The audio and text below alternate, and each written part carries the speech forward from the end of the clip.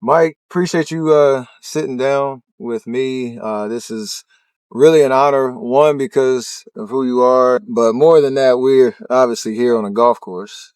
And it's a pretty special bond in terms of the basketball players who love golf.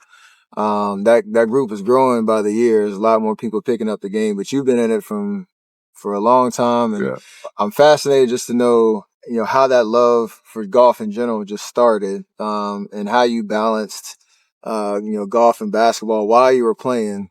Because I'm in that boat right now, and I feel like sometimes I'm playing too much golf, but sometimes I feel like I'm not playing enough. Well, that's the easiest point. I mean, that's the easiest question I can answer. Is that when I was playing, it was snow on the ground in Chicago. There was no golf courses. There was nothing. If it was, things would have been a little bit different. But I kind of got into golf mainly because, from a competitive standpoint, to me, it is the hardest game to play. Absolutely.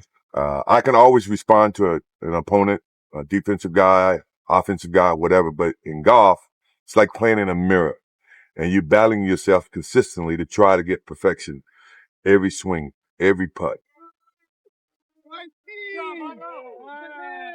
For a competitive person like me, this is what keeps me sane, because when I walk away from the game of basketball, that was enough to keep my competitive juices working. Absolutely. Now when I don't have that game, this game, and it even drives me crazy then. Now I go fishing in between my golf because I got to show patience in fishing. That's going to be relative to golf. Good morning and welcome to the first day of the 43rd Ryder Cup.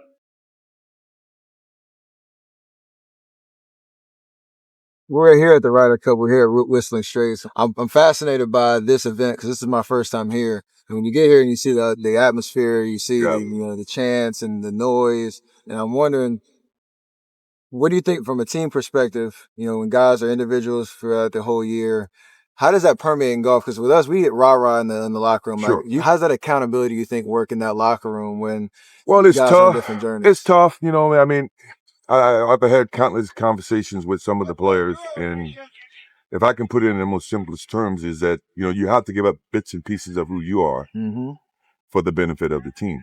And that can be, something so simple as either, response, support, spending time, having lunch, dinner, either way. I learned that later in my years because initially in basketball, I was so focused in my craft that's what matters the most. But to win, you have to give parts of yourself to other people and look at people in a different manner and come to accept them. Ryder Cup is very similar in the same sense. I mean, you got Tiger Woods on your team. Tiger Woods can only win 1 point. 1 point. And he may not even win. It depends on if you're playing alternate shot. So it's things that you have to, factor in. Our best asset is on singles, but we always seem to struggle in alternate shot and best ball. And that, I think, has been something that the European team has always been able to capitalize on. And for us, we should learn from that. Well, a fixture at Ryder Cups through the years. I first remember seeing Michael Jordan at his first Ryder Cup in Valderrama, Spain in 1997. These guys can go to any event they want in the world, and they never miss the Ryder Cup. I know you've traveled to Europe and been on the road venues. You've been in home venues. If you were on the Ryder Cup team, would you rather be playing on the road, somewhere in Europe, playing against that road crowd, being able to shut them up, or would you rather be on home turf, hyping, feeling the energy here with the home atmosphere? You know the answer to that. I know. I just want to hear it. I'd rather be on the road. I'd rather be on the road. I love playing on the road, and it seems as though your concentration level is much, much better. You know that you're not expected to win, so that you can have the opportunity to prove the unknown. And a lot of times when you play at home, you let your hair down, you get relaxed. You see more friends, you see more family. You got to worry about tickets. You got to worry about so many other different things. So I always love playing on the road, so it minimizes my thought process and I can focus on my craft. And I would imagine if I was playing on the Ryder Cup, I would much rather play in Europe than to play home. And there's another one for Dustin Johnson. That's Michael Jordan on board. You got a lot of different characters on the USA team. Do you see yourself in any of the Team USA members? Who do you see yourself in the most in terms of their demeanor on the course or That's something hard. about them? That's hard.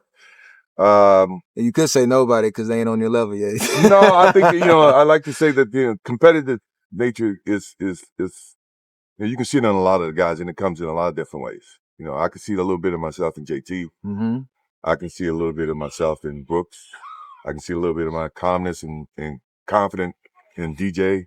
So, I mean, I can see a lot of those qualities that take to be successful. Basketball, especially in the way that you play the game, you could impact the game on both ends of the floor. And I'm sure you always felt like there was time for you to flip a switch and get things back under control. True. In golf, you can't really control what the other person's doing. How do you think that mentality is mastered in golf? I think when I talk to all of my buddies, and when they're playing the big matches, and I see that they're leading, the first thing I type to them or I text them is keep it simple. Mm-hmm. Because now you're not trying to overthink. Just keep it simple. Fairways and greens. Blah blah blah. You can't get it all back in one hole. You got to take it shot at a time. To me, those are simple conversations. That's a simple way to stop what you're thinking. I know it's a Ryder Cup. I know there's a bunch of people watching. I'm down 5 and after 5. Let's just keep it simple. Let's hit fairways and greens. Now, that's all you can do. You can't just turn a switch and say, erase the 5, let's start all over again. No, you got to channel your thoughts to start basically working your way back to getting more confident about your swing, scoring, or the match. It may not happen that way, but right. I think that's a good start, and sometimes it does.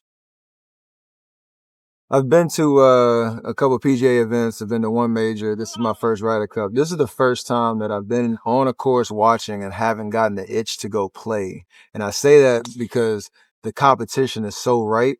Yeah. Usually when I go to a tournament, I'm like, dang, like the shots are inspiring me I want to go to the range right now and work on this and that.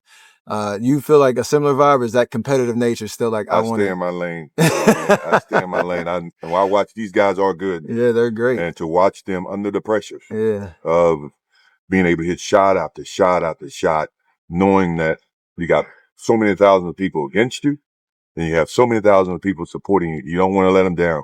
Being able to represent that fan base, USA or Europe. And for me, I don't have the skill set to put myself in that environment. Now, if you tell me I got a basketball in my hand, now that's a different story. But if I had a golf club in my hand, there's no way I can get comfortable to hit a 50-yard shot or a 100-yard shot. Not with all these people. Not all these people. He's got President Bush, Michael Jordan over his right shoulder. He's got a big moment here to try to turn this thing around. Who on the European team would you be most scared to play against? And I hate using that word with you. I'm not scared of anybody. But Ian Poulter. He is every time I try to, I used to go and watch him all the time. If I'm at any of his matches or walking down, he finds me after he makes a good putt, and it's like, man, I didn't do anything. I like you. I support you. I stay away from him when he's walking. When I'm walking, I won't go watch him. You sparked the miracle of Madonna, right?